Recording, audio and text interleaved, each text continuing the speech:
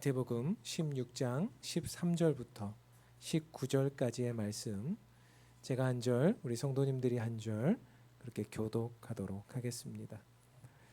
예수께서 빌립보 가이사랴 지방에 이르러 제자들에게 물어 이르시되 사람들이 인자를 누구라 하느냐.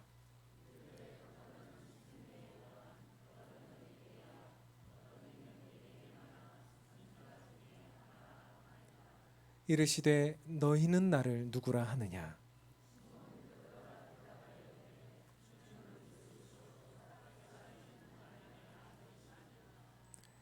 예수께서 대답하여 이르시되 바요나 시몬아, 내가 복이 있도다. 이를 내게 알게 한 이는 혈육이 아니요 하늘에 계신 내 아버지시니라.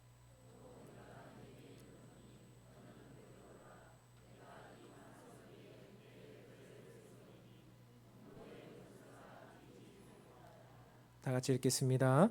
내가 천국 열쇠를 내게 주리니 내가 땅에서 무엇이든지 매면 하늘에서도 매일 것이요 내가 땅에서 무엇이든지 풀면 하늘에서도 풀리리라 하시고. 아멘. 오늘 설교로 우리들에게 은혜를 주실 목사님은 양문교회를 심무하시고 부산노회 직전 노회장이신 백용훈 목사님께서 내 교회를 세우리니 라는 제목의 말씀을 해주시겠습니다.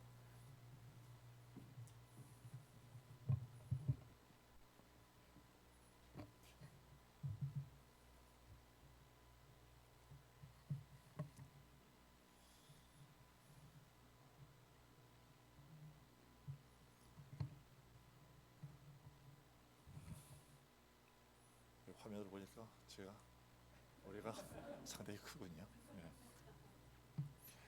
지난번에 한번 어떻게 돼가고 있나 그래서 안민주 목사님하고 전화를 해서 여기 공사할 때 한번 왔었습니다.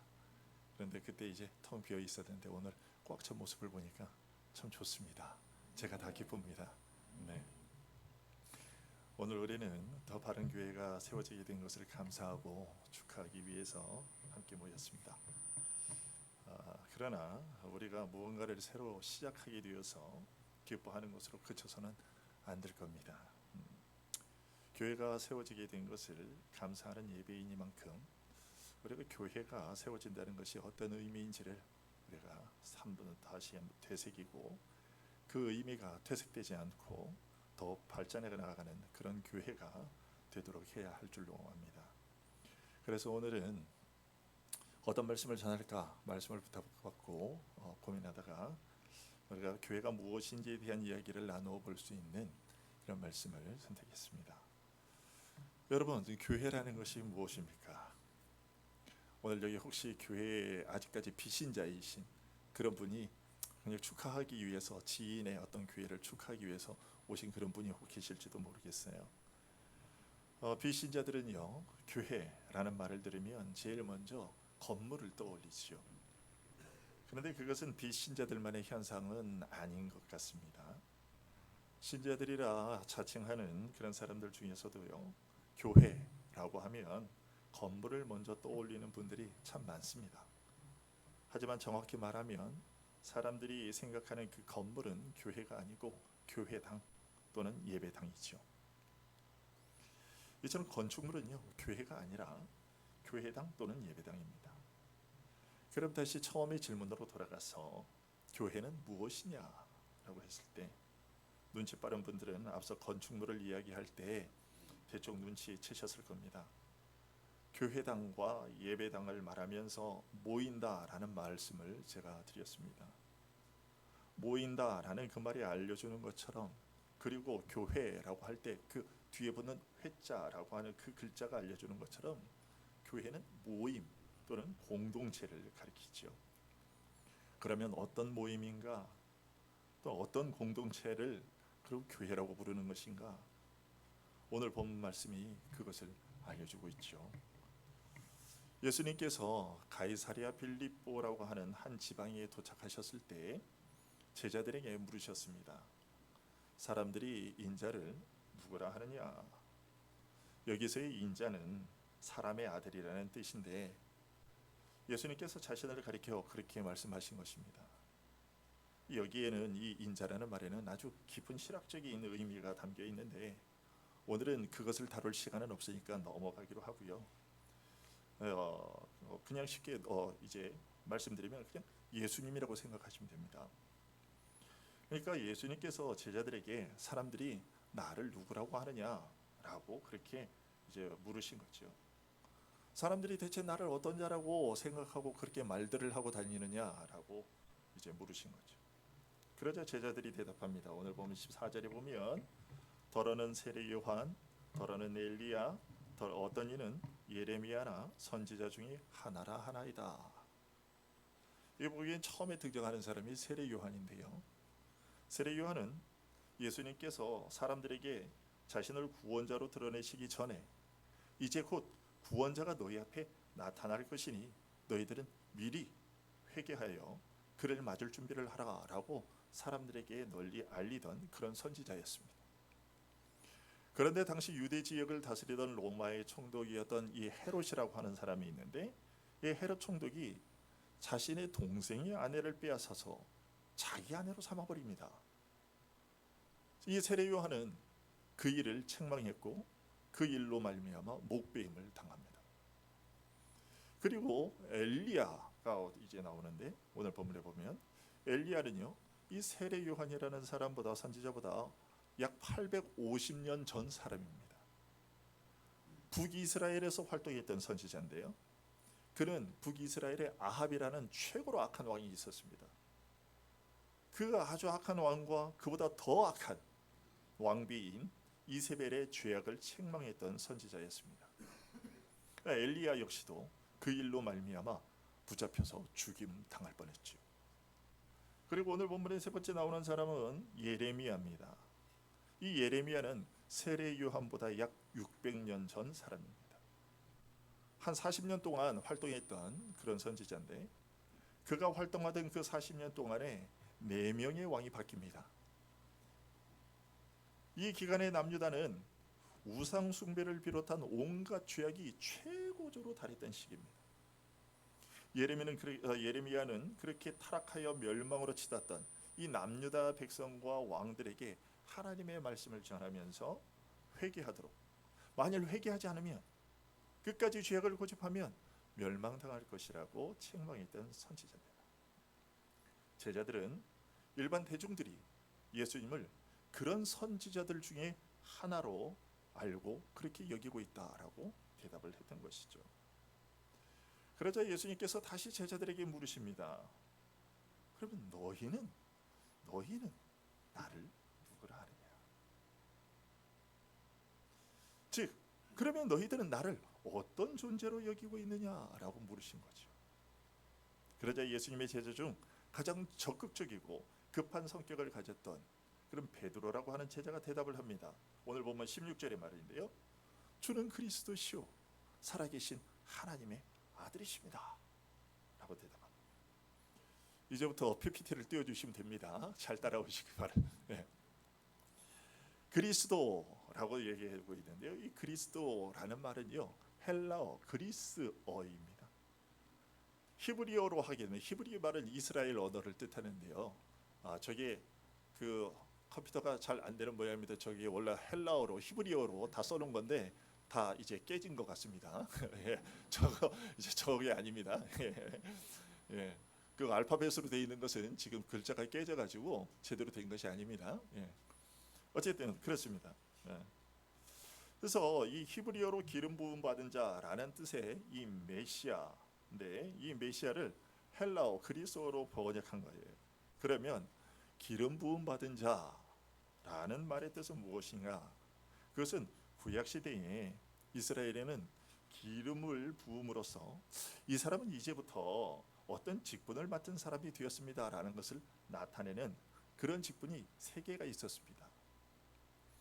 제사장, 선지자, 왕 이렇게 3 직분의 사람을 임명을 할 때에는 그들의 머리 위에 기름을 부었습니다. 이렇게 기름 부음을 받은 3 직분은 장차 이스라엘을 구원할 자로 오실 그 구원자를 미리 보여주는 모형적인 인물들이었습니다. 즉 장차 올 구원자는 제사장으로서 죄인들을 위한 그런 속죄의 제사를 드리려는 자이며 선지자로서 하나님의 말씀과 뜻을 전하는 그런 자이면서 또 왕과 같이 하나님의 백성을 다스리고 보호하는 그러한 인물이 될 것이다. 그런 자다라는 것을 알려주기 위해서 하나님께서는 이 세 직분의 사람들을 세울 때 기름을 붓도록 하신 것이고, 그리고 그 기름 부음 받은 자라는 뜻의 메시아는 곧 구원자를 뜻하는 그런 단어가 되었던 것입니다. 그리고 메시아라는 그 히브리어를 헬라어로 번역한 것이 바로 크리스토스라는 말입니다. 그러니까 베드로는 예수님이 바로 구약의 그 선지자들이 예언했던 구원자다라고 고백을 한 것입니다. 그러나 더 놀라운 것은 예수님을 하나님의 아들이라고 고백한 것입니다. 하나님의 아들이라는 이 고백은요, 예수님께서 성부 하나님의 아들이시다라는 그런 말이기도 하지만 예수님께서 이 세상을 다스리시는 진정한 왕이시라고 받아들인 것을 의미합니다. 하나님께서는 기원전 1000년 전에 다윗을 통해서 이 세상을 통치하는 진정한 왕이 나타날 것이라고 알려주셨습니다. 시편 2편에 보면 이렇게 되어 있습니다. 시편 2편 6번 말씀에 같이 한번 보시면 내가 나의 왕을 내 거룩한 산 시온에 세웠다 하시리로다. 내가 여호와의 명령을 전하노라. 여호와께서 내게 이르시되 너는 내 아들이라. 여기 아들이라 얘기하시오. 하나님께서 말씀하신 거예요. 너는 내 아들이라. 오늘 내가 너를 낳았도다. 내게 구하라. 이방 나라를 네 유업으로 주리니 네 소유가 땅 끝까지 이르리로다. 하나님께서 그의 아들에게 온 세상을 그의 소유물로 주시겠다고, 즉 온 세상을 다스리시는 왕으로 세우시겠다고 하신 것입니다. 베드로는요, 다윗이 예언한 이 그 통치자가 바로 예수님이십니다라고 고백했던 것입니다. 여러분, 누군가가 여러분과 똑같이 생긴 사람을 가리키면서 저 사람은 하나님의 아들이야라고 말한다면, 요즘에 넷플릭스에 나는 신이다, 여러분 보신 적이 있으시죠? 요즘에 그런 사람들이 있어요. 여러분 그런 사람들을 보면서 뭐라고 생각하십니까? 속된 말로 저런 XX 같은 이렇게 얘기하시잖아요. 그죠? 네. 제정신이 아닐 거라고 그렇게 사람들은 여길 거예요. 네. 그러면 베드로가 제정신이 아니었던 것일까요? 아닙니다. 베드로가 이런 고백을 할 수 있었던 것은 합리적 추론에 의한 것이었어요. 그 합리적 추론이란 예수님께서 오늘 본문의 질문을 하시기 전에 행하신 일들을 보고서 충분히 그런 판단을 할 수 있었다라는 그런 말입니다. 예수님께서는요, 오늘 본문에 이 질문을 하시기 전에 많은 이적을 행하셨습니다. 그 하신 일들을 간략하게 정리하자면 이렇습니다. 마태복음 4장에 보면 이렇게 얘기를 하고 있어요. 예수께서 온 갈릴리에 두루 다니사 그들의 회당에서 가르치시며 천국 복음을 전파하시며 천국 백성 중에 모든 병과 모든 약한 것을 고치시니 그의 소문이 온 수리아에 퍼진지라. 사람들이 모든 앓는 자 곧 각종 병에 걸려서 고통당하는 자, 귀신 들린 자, 간질하는 자, 중풍병자들을 데려오니 그들을 고치시더라. 뿐만 아니라 풍랑이 이는 바다와 바람을 말씀 한마디로 잠잠하게 하시고 떡 5덩이와 그리고 물고기 2마리로 2만 명이나 된 사람의 굶주림을 해결해 주셨고 죽은 자를 살리시는 일도 행하셨습니다. 예수님을 비롯한 제자들은 예수님께서 행하시는 그 모든 일들을 바로 앞에서 목격했습니다. 제자들은 이런 일들을 목격하면서 하나님의 능력이 아니고서는 어느 누가 이런 일을 할 수 있단 말인가? 언제든지 말씀 한마디로 행할 수 있겠는가라고 판단했던 것입니다. 앞서 설명했던 세례 요한이라는 선지자가 헤롯의 일로 옥에 갇혔을 때에 제자들을 보내서 예수님께 이런 질문을 했었습니다. 마태복음 11장에 보면 예수께 여쭤보되 오실 그이가, 그러니까 구약 선지자들이 예언했던 오실 것이라고 했던 그분이 바로 당신입니까? 우리가 다른 사람을 기다려야 합니까? 그러자 예수님께서는 이렇게 전하라고 세례 요한의 제자들에게 알려주셨습니다. 마태복음 계속 보시면 맹인이 보며 못 걷는 사람이 걸으며 나병 환자가 깨끗함을 받으며 못 듣는 자가 들으며 죽은 자가 살아나며 가난한 자에게 복음이 전파된다 하라.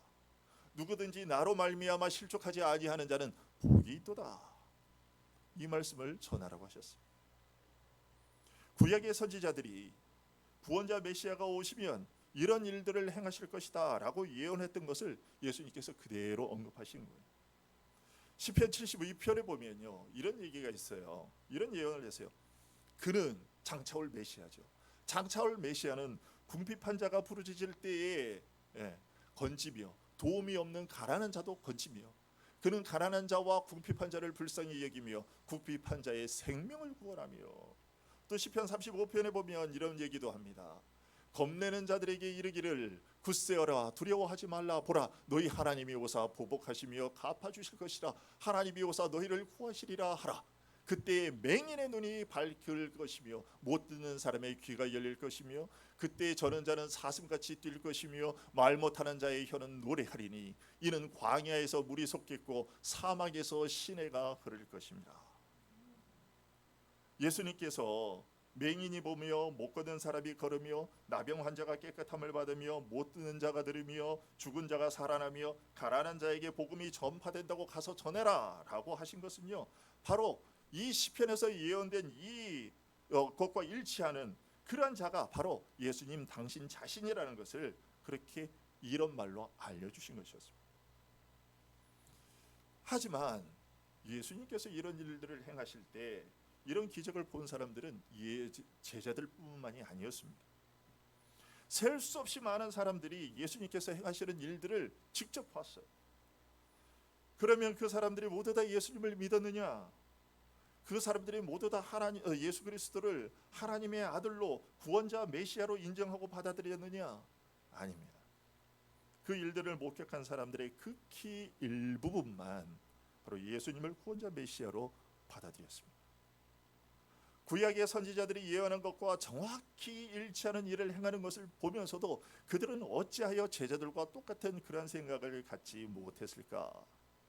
그 이유는 오늘 본문 17절에 있습니다. 17절을 보시면 예수께서 대답하여 이르시되 바요나 시몬아 네가 복이 있도다. 이를 네게 알게 하는 이는 혈육이 아니요 하늘에 계신 내 아버지시니라. 하나님께서 예수님이 하나님의 아들이시며 구원자 메시아라는 사실을 깨닫게 해주시는 자만이 그 사실을 알 수 있다는 것이죠. 예수님께서는 이런 사실을 오늘 본문의 일이 있기 이전부터 이미 말씀하셨습니다. 마태복음 11장에 보면 이렇게 되어 있어요. 그때 예수께서 대답하여 이르시되 천지의 주제이신 아버지여 이것을 지혜롭고 슬기 있는 자들에게는 숨기시고 어린아이들에게는 나타내심을 감사하나이다. 옳소이다. 이렇게 된 것이 아버지의 뜻이니이다. 내 아버지께서 모든 것을 내게 주셨으니 아버지 외에는 아들을 아는 자가 없고 아들과 또 아들의 소원대로 계시를 받은 자 외에는 아버지를 아는 자가 없느니라. 아무리 어린아이라 할지라도 하나님께서 깨닫게 해주시면 예수님이 구원자 메시아인 줄을 알고 믿게 되지만 아무리 많은 학식을 갖춘 자라 할지라도 하나님께서 깨닫게 해주시지 않으면 예수님을 구원자 메시아로 믿지 못한다는 것입니다. 대표적으로 예수님 당시에 어떤 사람들이 있었느냐? 이스라엘 백성들에게 성경 말씀을 가르쳐주는 교사였던 바리새인과 서기관들이라는 사람들이 그랬습니다. 그들은 구약 성경을 거의 외우다시피 할 정도였지만 그들은 예수님께서 행하시는 그 수많은 기적들을 보면서도 도무지 믿지는 못했습니다. 그 중에서 한 번은 예수님께서 태어날 때부터 맹인이었던 자의 눈을 고쳐주신 일이 있었는데, 그런데 그때에도 바리새인과 서기관들은 예수님께 이렇게 물었습니다. 요한복음 10장에 보면 유대인들이 애워싸고 이르되 당신이 언제까지나 우리의 마음을 의혹하게 하려 하나이까? 그리스도이면 밝히 말씀하소서 하니, 날 때부터 맹인인 자를 고쳐주셨으면 그것이 곧 예수님께서 내가 곧 구원자 메시아다라는 것을 그들에게 알려주신 것인데도 그들은 이런 질문을 했던 거예요. 그러자 예수님께서 이렇게 대답하십니다. 계속해서 보시면 요한복음 10장에 보시면 예수께서 대답하시되 내가 너에게 말하였으되 내가 말하였지 않느냐? 그런데도 너희들이 믿지 아니하는도다. 내가 내 아버지의 이름으로 행하는 일들이 나를 증거하는 것이거늘 너희가 내 양이 아니므로 믿지 아니하는도다. 내 양은 내 음성을 들으며 나는 그들을 알며 그들은 나를 따르느니라. 내가 그들에게 영생을 주노니 영원히 멸망하지 아니할 것이요 또 그들을 내 손에서 빼앗을 자가 없느니라. 예수님 자신이 행하시는 일들을 보면 분명히 알 수 있는데도 그들이 믿지 않았다고 하시는 것입니다. 여러분, 그런데 이런 일들이요 예수님 당시의 사람들에게만 있었던 일이 아닙니다. 오늘날에도 그때와 동일한 모습으로 반복되고 있습니다. 지금도 많은 사람들이 하나님이 계시다는 증거를 보여주면 당장이라도 믿겠다고 말합니다. 예수님이 하나님의 아들이시라는 그런 눈에 보이는 확실한 증거를 그러니 좀 보여달라고 우리에게 요구합니다. 그러나 예수님께서는요 너희들에게 증거를 보여주어도 그 증거로 예수님이 하나님의 아들로서 우리를 구원하기 위해 이 땅에 오신 메시아라는 사실을 믿게 되는 것은 아니다라고 말씀하신 것입니다.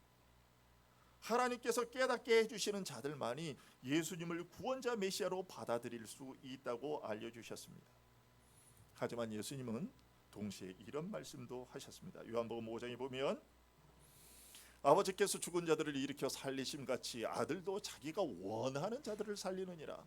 아버지께서 아무도 심판하지 아니하시고 심판을 다 아들에게 맡기셨으니 이는 모든 사람으로 아버지를 공경하는 것 같이 아들을 공경하게 하려 하심이라. 아들을 공경하지 아니하는 자는 그를 보내신 아버지도 공경하지 아니하느니라.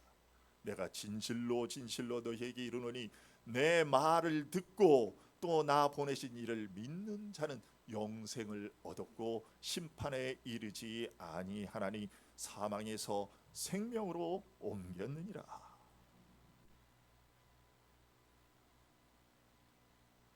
또 요한은 계속해서 이런 말씀도 하셨습니다. 예수께서 이르시되, 그래서 그 다음 말씀 뭐죠? 25절에 보면 예수께서 이르시되 나는 부활이요 생명이니 나를 믿는 자는 죽어도 살겠고 무릇 살아서 나를 믿는 자는 영원히 죽지 아니하리니 이것을 네가 믿느냐라고 하셨어요. 즉 예수님 당신을 믿으면 죄로 인한 멸망에서 구원받고요 영생을 얻게 되니 예수님 당신을 구원자 메시아로 믿으라고 우리에게 요구하고 계신 것입니다. 히브리서 11장 1절부터 3절은요 이렇게 말하고 있습니다. 믿음은 바라는 것들의 실상이요 보지 못하는 것들에 보이지 않는 것들의 증거니 선지인들이 이것으로서 증거를 얻었느니라. 믿음으로 모든 세계가 하나님의 말씀으로 지어진 줄을 우리가 아나니 보이는 것은 나타난 것으로 말미암아 된 것이 아니다. 로마서 8장도 얘기합니다. 우리가 소망으로 구원을 얻었음에 보이는 소망이 아니니 보는 것을 누가 바라겠느냐. 믿음이라는 것은 눈에 보이는 증거로 인한 것이 아니라는 것이죠. 오히려 눈에 보이지 않는 것이기 때문에 믿음이라는 것이 요구가 되는 것입니다. 그리고 고린도후서 6장 2절은 이렇게 말합니다. 이르시되 내가 은혜 베풀 때에 너에게 듣고 구원의 날에 너를 도왔다 하셨으니 보라 지금은 은혜 받을 만한 때요 보라 지금은 구원의 날이로다. 이런저런 핑계대지 말고 복음이 전해지고 있는 지금 이 시간 예수 그리스도를 믿으라는 것입니다. 나중에라는 소리 하지 말고 지금 복음이 전해지고 있는 지금 이 순간에 예수 그리스도를 믿으라고 얘기를 하는 것이죠. 교회는요 바로 이런 요구에 부응해서 믿음을 얻게 된 사람들이 모인 공동체예요. 참 길었죠. 어떤 공동체냐 어떤 모임을 얘기하느냐 하는데 지금까지 봤습니다. 교회는 바로 이런 사람들이 모이는 곳이에요. 오늘 본문에서 베드로의 대답을 들으신 예수님께서는요 이렇게 말씀하셨어요. 18절에 보면 또 내가 네게 이르노니 너는 베드로라 내가 이 반석 위에 내 교회를 세우리니 음부의 권세가 이기지 못하리라. 베드로가 한 이 고백, 즉 예수님은 하나님의 아들로서 우리를 구원하기 위해 하나님께서 보내신 우리의 구원자 메시아라는 사실을 믿는 자들을 불러내어서 그들을 한 몸으로 묶으셔서 하나의 공동체로 삼으시겠다고 말씀하신 것입니다. 이것이 바로 교회입니다. 그리고 이런 교회는 음부의 권세가 이기지 못하리라 라고 하십니다.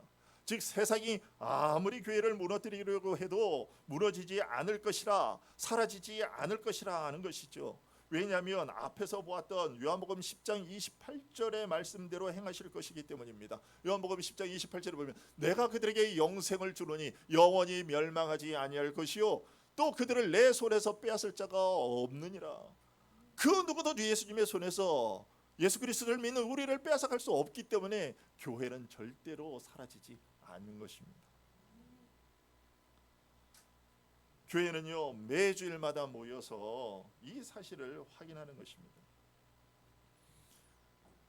그리스도께서 우리의 죄를 대신하여 십자가에서 죽으시고 3일 만에 부활하셔서 우리를 살리시고 영생을 주신 우리의 구원자라는 사실을 주일마다 모여서 확인하는 공동체, 그것이 바로 교회라는 것입니다. 그리고 레위기 11장 44절에 보면 나는 여호와 너희의 하나님이라 내가 거룩하니 너희도 몸을 구별하여 거룩하게 하고 땅에 기는 길짐승으로 말미암아 스스로 더럽히지 말라 라고 말씀하십니다. 이런 말씀과 또한 에베소서 4장 13절에 우리가 다 하나님의 아들을 믿는 것과 아는 일에 하나님의 아들을 믿는 것 그리고 그 아는 일에 하나가 되어서 온전한 사람을 이루고 그리스도의 장성한 분량이 충만한 데까지 이르리니 라는 이 말씀을 따라서 우리를 구원하신 그 예수님의 거룩하심을 그대로 닮으려고 노력하는 자들의 공동체, 그것이 바로 교회라는 것이죠. 교회가 추구해야 될 것은 무엇이냐? 그것은 바로 그리스도를 닮은 거룩함인 것입니다. 뿐만 아니라 고린도후서 2장 15절 16절에 보면 우리는 구원받는 자들에게나 망하는 자들에게나 하나님 앞에서 그리스도의 향기니 이 사람에게는 사망으로부터 사망에 이르는 냄새요 저 사람에게는 생명으로부터 생명에 이르는 냄새라 누가 이 일을 감당하리요 라는 그 말씀에 따라서 예수님이 우리의 영원한 생명이 되시는 분이라는 사실을 알지 못하고 죽어가는 사람들에게 생명의 향기를 전하는 일을 감당하기 위해 몸부림치는 공동체, 그 공동체가 바로 교회다라는 것입니다. 우리 주님께서 대영로 38번 길 이 지역에 우리 더 바른 교회를 세우신 것은요 바로 이런 사실을 이 지역 사람들에게 알리기 위해서인 겁니다. 아까 기도할 때도 우리 기도하신 목사님께서 이 사실을 위해서 기도하셨죠. 그 일을 위해서 이제 더 바른 교회가 첫 발을 내딛게 된 것이죠. 오늘에 이르기까지 많은 눈물과 헌신이 있었던 것을 안 목사님을 통해서 들어 알고 있습니다. 그럼에도 오늘 이렇게 교회 설립을 감사하는 예배까지 드릴 수 있었던 건 많은 역경 어려움이 있었음에도 여기까지 이를 수 있게 되었던 것은 그 이유는 이 더 바른 교회가 이 일을 감당하도록 앞서서 설명드린 그 모든 일들을 감당하도록 하기 위해서 우리 주님께서 여러분들을 붙들어 주셨기 때문인 줄 압니다. 더 바른 교회를 붙들어 주신 우리 주님께 감사를 드리고요. 교회의 역할과 사명을 감당하는 것으로 표하는 드러나는 그런 교회로 계속해서 나아갈 수 있게 되기를 진심으로 소원합니다. 그리고 무엇보다 주님께서는요 오늘 말씀에서 교회를 가리켜서 내 교회다라고 말씀하십니다. 교회의 주인은 누구시냐? 그리스도십니다. 교회의 머리는 그리스도십니다. 목사가 교회의 주인이 아니지요. 성도 여러분이 교회의 주인이 아닌 것입니다. 교회의 주인은 바로 그리스도이십니다. 주님이 내 교회라 하십니다. 네 교회가 아니라 제자들 니네들의 교회가 아니라 내 교회라 하십니다. 내 교회라. 그러기에 교회는 누구의 말씀을 들어야 할까요? 주님의 말씀을 들어야 되겠죠.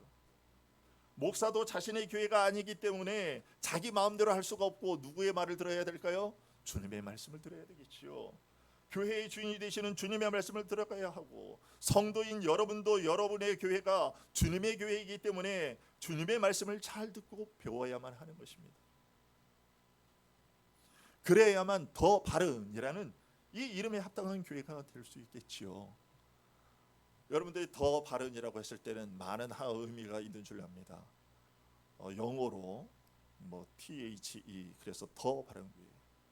안 목사님을 통해서 왜 그 THE 더라는 그 단어를 붙였는지 얘기를 들었습니다. 여러분 정말로 바른 교회가 되기를 위하면 바라신다면 정말 우리가 하나님의 교회의 주인 되시는 그리스도의 말씀 위에 서 있어야 될 줄로 압니다. 목사가 자기가 주인인 것처럼 착각을 하는 순간 교회는 끝나는 겁니다. 성도가 자신들이 교회의 주인이라고 생각하면 그 순간부터 교회는 끝나는 겁니다. 여러분들은 경험이 있으신 줄 압니다.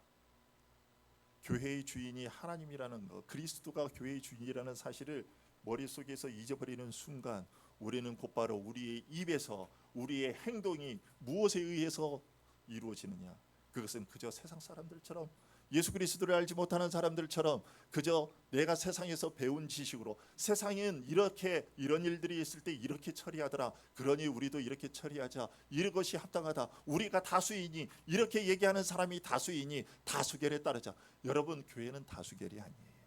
교회는 그리스도의 말씀을 따르는 거예요.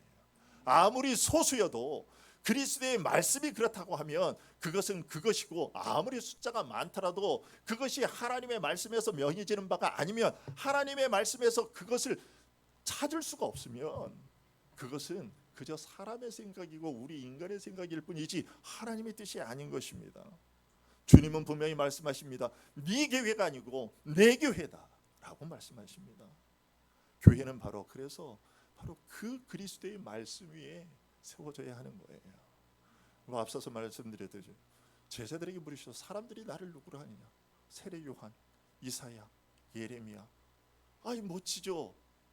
그 정도만 돼도 훌륭할 것 같아요. 그러나 주님께서는 그런 인식 위에 교회를 세우시겠다고 하지 않으셨어요. 정확하게 자신이 누구신지를 아는 그 신앙 고백이 위해 세우겠다고 하셨어요. 주님이 그리스도시고 주님이 하나님의 아들이시라는 정확한 인식 위에 그런 인식을 가진 자들을 불러 모아 자신의 교회를 세우겠다고 하신 거예요. 여러분, 하나님을, 그리스도를 알기를 대충 알아서는 안 되는 거예요. 교회는 어떤 곳이냐, 그리스도가 정확히 누구인지를 알고 그 배운 그대로 그리스도를 섬기는 곳, 그것이 교회여야 되는 것이지, 대충 들어서 알고 있는 대로, 흘려들어서 알고 있는 대로 세우는 것, 그것은 주님께서 바라시는 바가 아닌 것입니다. 사람들이 누구라 하느냐, 사람들이 이러이러하기, 그럼 너희는 누구라 하느냐. 주님께서는 정확한 것을 요구하고 계십니다. 대충 아이고 목사님, 그런 분들 많이 봅니다. 목사님이 뭔가 성경을 가르치고 뭔가 하려고, 아이고 목사님 뭐 그 정도까지 뭐 대충 그 정도면 되지 않겠습니까? 아니요. 예수님께서는 오늘 본문을 통해서 정확하게 예수님이 누구이신가를 알기를 바라고 계신다는 것을 우리에게 알려주십니다. 교회는 그런 곳이어야 됩니다. 대충 아는 곳이 아니라 그리스도를 정확하게 알고 그 정확한 인식 가운데서 그의 말씀을 따르고 순종하는 곳, 그곳이 교회인 것이지, 그저 인간의 생각대로 다수의 의견을 따라서 진행하는 곳, 그것은 교회라고 할 수가 없는 것입니다. 오늘 더 바른 교회 설립 예배를 통해서 우리가 어떤 말씀을 나누어야 될까라는 것을 생각하다가 바로 주님께서 내 교회를 세우리니, 주님께서 이 더 바른 교회를 세우신 줄 압니다. 여러분의 눈물의 헌신, 수고가 있는 줄 압니다마는 그것이 교회가 세워진 근본 이유가 아니라 주님께서 분명히 말씀하십니다. 내가 내 교회를 세운다라고 말씀하십니다. 주는 그리스도시요 살아계신 하나님의 아들이십니다라는 정확한 그리스도의 인식이 있는 그런 사람들을 모아서 내가 내 교회를 세우겠다라고 하신 것이고, 그것이 바로 이 더 바른 교회인 줄 압니다. 여러분, 이 더 바른 교회의 정체성, 바른이라고 하는 이 이름이, 그리고 그 앞에 더라고 붙은 그 이름대로 정말로 다른 것에 휩쓸리지 아니하고 하나님의 말씀 위에 굳건히 서는, 이 반석 위에 굳건히 선 그런 교회가 될 수 있기를 진심으로 소원하고 함께 기도하겠습니다. 아버지 하나님, 아버지께서 그동안에 계획하셨던 대로 더 바른 교회를 이곳에 세우신 줄로 압니다.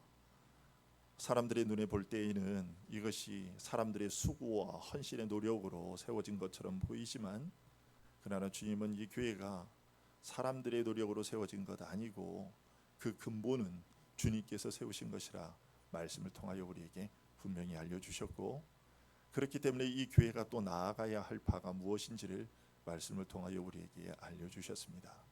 이제 오늘 이 말씀을 우리가 들었사오니 오직 이 더 바른 교회가 하나님의 말씀 위에 선 교회가 되게 하여 주시옵소서. 세상 사람들의 그 가치관과 상식적인 그런 판단에 따라서 그렇게 다스려지는 교회가 아니라 교회의 머리 되시고 주인 되시는 예수 그리스도의 말씀을 따라서 다스려지는 교회가 될 수 있도록 우리 안민주 목사님과 성도들의 마음을 붙들어 주시기를 간절히 소원합니다. 언제나 무엇을 의논할 때 과연 하나님께서 무엇이라고 말씀하시는지 정말 말씀을 상고하는 그런 교회가 되게 하여 주시고, 그런 말씀을 상고할 때마다 참으로 저들의 마음이, 이게 더 바른 교회의 성도들의 마음이 말씀으로 무장되고, 그래서 세상의 어떤 외압에도 휘둘리지 아니하고 오직 하나님의 뜻을 순종하는, 그래서 하나님께 영광을 돌리는 그런 교회로 서갈 수 있도록 굳건히 붙들어 주시옵소서. 예수 그리스도의 이름으로 기도하옵나이다. 아멘.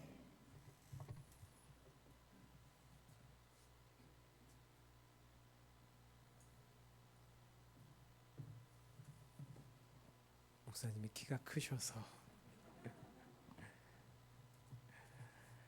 이 시간에는 우리 이제 설립에 대해서 우리 목사님이 잘 교회에 대해서 알려주셨고요. 이 시간에는 우리 정재기 목사님, 부산영화교회 신무하시고 부산노회 증경노회장이신 정재기 목사님께서 우리를 위해서 축사 및 권면해 주시도록 하겠습니다. 네, 저는 작습니다. 그래서 배경우 목사 옆에는 제가 잘 안 갑니다. 쳐다보면 너무 고개가 아픕니다. 제가 이제 목사가 된 지가 올해가 몇 년쯤 될 것 같습니까? 96년도에 목사 안수를 받고 했으니까 한 27년 차가 벌써 되어가는 것 같습니다. 27년 이제 목사를 하면서 그 외국에서 한인교회 한 1년 개척을 했었고, 귀국해서 또 국내에서 개척을 해서 한 2번 했습니다. 잘하지 못했습니다. 제가 이런 말씀을 드리는 것은 이제 개척하고 설립을 하니까 그때 이제 생각들이 새록새록 생각이 나면서 매우 감격스럽고, 이런 표현이 어떨지 모르겠습니다만은 경건한 두려움 이런 것이 좀 있습니다. 제가 사실 이제 안 목사님하고는 이제 이 남부 시찰장이었을 때 원래 좀 이제 임용도 하고 그때 개척을 하려고 이렇게 한번 했었지 않습니까? 그때 이제 같이 상담하고 이랬던 관계가 있었습니다. 근데 이제 그때 못하고 이렇게 연기가 되어서 또 하나님의 뜻이 우리가 생각하는 것과 좀 늦춰지는 느낌은 들었습니다만은 허락된 이 시간은 또 하나님의 귀한 뜻이 있다고 그렇게 믿습니다. 저는 작년 9월 9일 추석 전날에 운전을 하다가 눈을 뜨니까 대학병원 응급실이었습니다. 그래서 여러분을 못 볼 뻔했습니다. 이렇게 또 귀한 예배에 참석하게 된 것 자체도 큰 하나님의 은혜라고 생각을 합니다. 오늘 우리 더 바른 교회 입당 예배로 그리고 설립 예배로 우리 하나님께 영광 돌리게 됨을 진심으로 축하드립니다. 수많은 사연들, 또 하나님 앞에 드렸던 많은 기도들, 또 여러 성도들의 눈물이 쌓여서 여기까지 이르게 된 줄 목회자로서 충분하게 공감이 됩니다. 교회의 머리 대신 우리 주님께서 더 바른 교회 성도들을 당신의 몸으로 지체로 받아들여 주셔서 오늘과 같은 이런 아름다운 시간이 있는 줄로 믿습니다. 교회를 이루도록 불러주신 하나님은 우리가 우리 교회의 건강한 몸을 이룰 수 있도록 각 지체들에게, 우리 모든 성도들에게 독특한 은사를 공급해 주시는 분이십니다. 우리가 한 몸에 많은 지체를 가졌지만 모든 지체가 같은 기능을 가진 것은 아니지 않습니까? 어떤 지체든지 그 지체 자체를 위하여 존재하는 지체는 아무것도 없습니다. 손이 손을 위하여 존재하나요? 다른 모든 지체를 위하여 존재하죠. 눈도 마찬가지입니다. 그래서 모든 지체는 늘 서로 다른 지체를 위하여, 그리고 이 온 몸을 세우기 위하여 존재합니다. 그런데 이런 지체의 기능을 인식하지 못하고 자기 자체의 존재를 위하여 존재하는 것처럼 생각하고 말하고 행동한다는 것은 굉장히 무지한 처사라고 할 수가 있습니다. 바울은 로마 교회를 향하여 이렇게 도전합니다. 우리에게 주신 은혜대로 받은 은사가 각기 다르니 혹 예언이면 믿음의 분수대로, 혹 섬기는 일이면 섬기는 일로, 혹 가르치는 자면 가르치는 일로, 혹 위로하는 자면 위로하는 일로, 구제하는 자는 성실함으로, 다스리는 자는 부지런함으로, 긍휼을 베푸는 자는 즐거움으로 할 것이니라. 내게 주신 그 하나님의 은사는 늘 다른 사람들을 인식하고 유익하고 교회를 세우기 위하여 주어진 것임을 명심하라. 이렇게 도전을 하는 것이죠. 그래서 이 각 지체들이 자신의 역할을 성실하게 충성스럽게 하되 다른 지체들의 유익을 위해 온 교회의 몸을 위해 헌신할 때 교회는 더욱 건강해지고 여러분들의 신앙은 성숙하게 될 줄로 믿습니다. 돈을 많이 버는 은사를 가졌다. 그러면 무엇을 위해서? 다른 지체를 위해서, 교회를 위해서 주님이 나를 이렇게 복되게 하시는구나. 내가 굉장히 똑똑한 지혜를 갖게 됐다. 남다른 지식이 있다. 무엇을 위해서? 교회 지체를 위해서, 교회 몸을 세우기 위해서. 키가 저렇게 크다. 무엇을 위해서? 다른 지체를 위해서, 교회 몸을 세우기 위해서.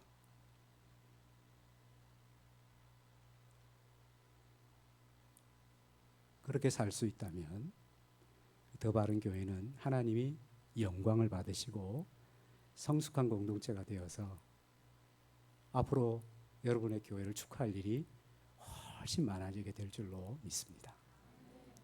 축사는 끝났고 이제 권면을 해야 되겠습니다. 권면. 오래전 어떤 교회 부목사였을 때 제가 담당했던 지역 중 한 곳이 대신동 일대입니다. 이 지역 순장을 하던 집사님과 그 남편 장로님과는 제가 아무래도 이 지역을 담당하다 보니까 좀 가깝게 지내던 사이였습니다. 그래서 그 교회를 사임하고 다른 곳에서 사역을 할 때도 개별적으로 조금 연락이 오고 가고 그렇게 했었습니다. 그러던 어느 날 청천벽력 같은 소리를 듣게 되었습니다. 소식을 들었습니다. 50대 후반으로 건강했던 장로님이 하루아침에 생사를 달리하고 말았다는 비보를 받았습니다. 무거운 마음으로 아내와 함께 입관 예배를 참석하게 되었습니다. 이 동아대병원에서 치러졌습니다. 아무리 목사라 할지라도 이런 경우가 되면 어떻게 위로를 해야 될까? 참으로 큰 어려움이죠. 그때 집사님은 소리내어 울면서 세 마디를 반복했습니다. 여보, 미안해요. 여보, 고마워요. 여보, 사랑해요.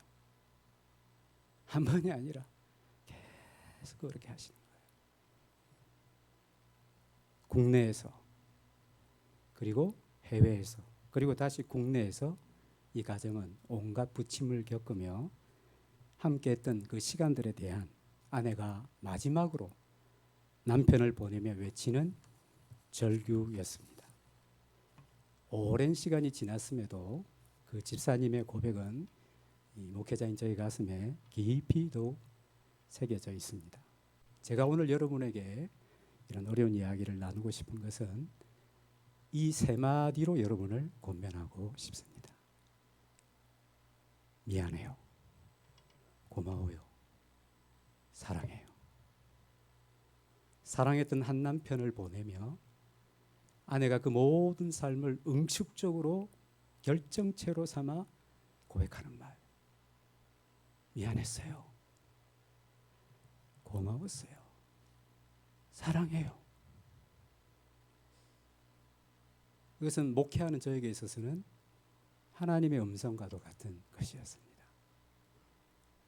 가장 가까운 사람에게 해야 할 말, 그것이 뭡니까? 미안해요, 고마워요, 사랑해요 라고 생각합니다. 목사가 성도에게 할 말이 무엇이야 합니까? 성도님 미안합니다, 성도님 고맙습니다, 성도님 사랑해요. 성도가 목사에게 해야 될 말이 무엇입니까? 목사님 미안해요, 목사님 고마워요, 목사님 사랑해요. 신자가 하나님께 해야 될 말이 무엇입니까? 하나님 죄송해요,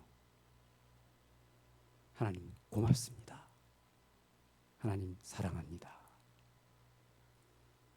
저는 개인적으로 이 세 마디가 우리가 신앙생활하는 모든 신앙 행동의 결론이요, 열매요, 결과여야 한다라고 목회를 하면서 생각을 해봅니다. 기도를 합니다. 성경을 열심히 읽습니다. 설교 말씀도 잘 듣습니다. 잘 배웁니다. 또 예배를 드립니다.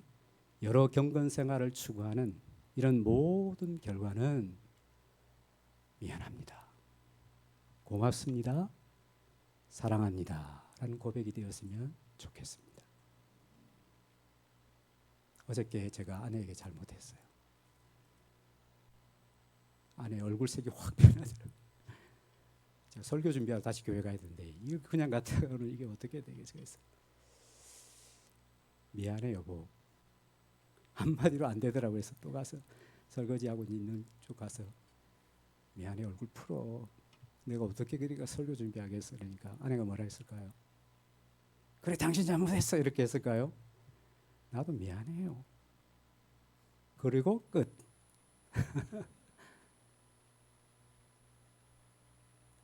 저는 아버지가 되는 훈련을 받지 못하고 아버지가 되고 말았어요.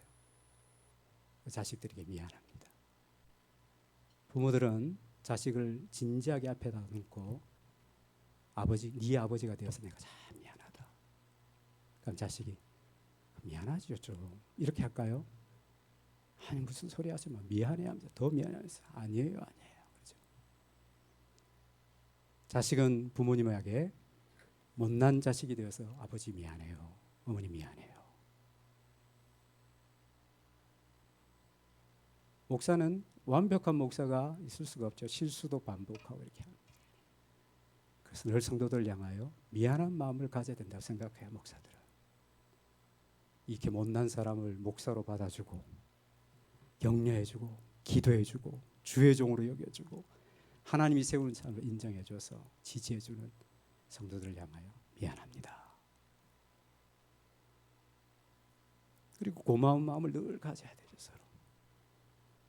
그리고 늘 사랑의 열매가 나타나야 되지 않겠습니까? 모든 그리스도인들의 신앙생활의 대계명은 하나님을 전심으로 사랑하고 이웃을 내 몸과 같이 사랑하라 하는 말씀 안에 다 들어있는 것이죠. 그래서 사랑하는 것입니다. 사랑하는 사람을 떠나보내며 보냈던 삶의 결정체가 세 마디의 고백이었다면 우리가 지금 살아가는 신앙의 현주소 또한 이런 태도와 고백이어야 하지 않겠습니까? 우리 바른교회는, 더 바른교회는 이런 바른 것을 추구하는 그런 귀한 교회가 되어 그 열매가 서로서로에게 미안해요, 고마워요, 사랑해요 이렇게 되어가는 것을 권면하며 또 그렇게 되기를 기대하며 기도하도록 하겠습니다. 감사합니다.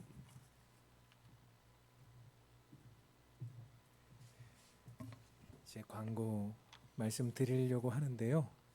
성도님들 그냥 광고하기엔 좀 너무 감동을 받았잖아요. 미안해요, 고마워요, 사랑해요. 한번 옆에 계신 분들하고 한번 인사할까요? 미안합니다.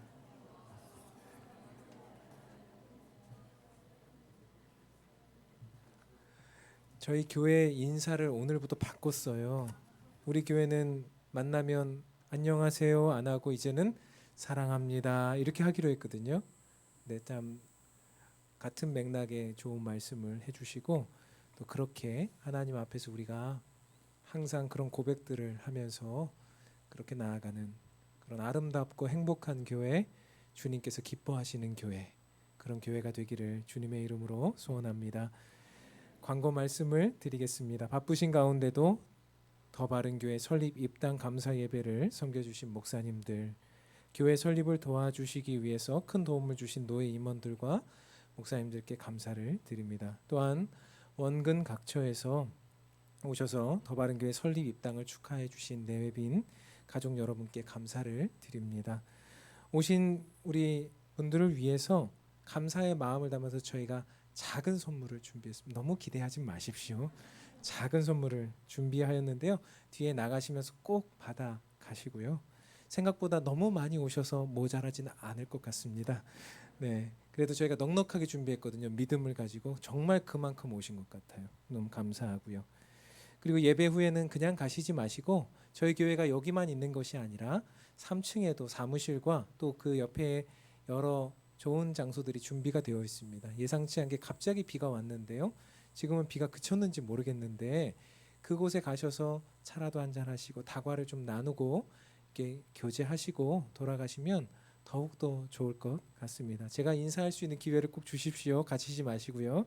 꼭 그렇게 해주시면 좋겠고요. 무엇보다 정말 고맙고 감사한 우리 귀한 성도님들, 하나의 교회를 이루어서 한 가족으로 계신 더 바른 교회 성도님들 감사드립니다. 제가 뭐라고, 저는 부산 사람도 아니거든요. 근데 저를 이렇게 하나님께서 우리 성도들과 연결시켜 주시고 이렇게 지금까지 오게 해주셨는데, 사실은 우리 목사님 두 분 말씀하셨지만 쉽지 않은 시간들도 있었습니다. 그런데 그 시간 동안에 우리 성도님들이 계셨고 또 함께하는 우리 성도님들이 든든하게 제 옆과 함께하는 모든 교회를 지켜주셨기에 이렇게 아름다운 교회가 이곳에 설립될 수 있었습니다. 모든 성도님들께 감사를 드릴 뿐만 아니라 하나님께 모든 영광을 올려드립니다. 더 바른 교회가 앞으로 건강한 교회, 이 지역의 빛이 되는 교회로 서갈 수 있도록 우리 성도님들 많이 기도해 주시고 또 오신 분들 많이 기도해 주셔서 응원해 주셔서 우리가 정말 아름다운 교회를 세워서 나중에 이 시간을 추억할 때 정말로 아름다운 시간이었구나 함께 고백할 수 있는 우리 모두가 되기를 소원합니다. 이 시간 다 같이 일어나셔서 찬송가 210장 찬송하시고 우리 백용훈 목사님 축도해 주시고 예배를 마치도록 하겠습니다.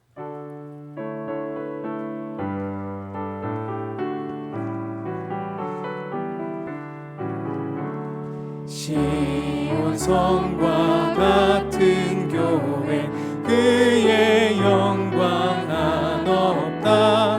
허락하신 말씀대로 주가 친히 세웠다. 반석 위에 세운 교회, 흔들 자가 누구랴. 모든 원수 애워싸도 아무 근심 없도다. 생명샘이 솟아나와 모든 성도 마시니 언제든지 흘러넘쳐 부족함이 없도다. 이런 물이 흘러가니 목마를 자 누구랴. 주의 은혜 풍족하여 넘치고도 넘친다. 주의 은혜 내가 받아 시온 백성 되는데, 세상 사람 이방에도 주를 찬송하리라. 세상 어떤 모든 영혼 아침함에 같으나 주의 자녀 아들 복음 영원 무궁하도다.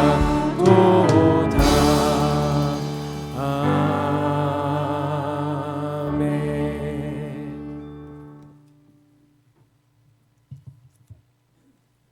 주 예수 그리스도의 은혜와 하나님의 사랑과 성령의 교통하심이 너희 무리와 함께 있을지어다. 아멘.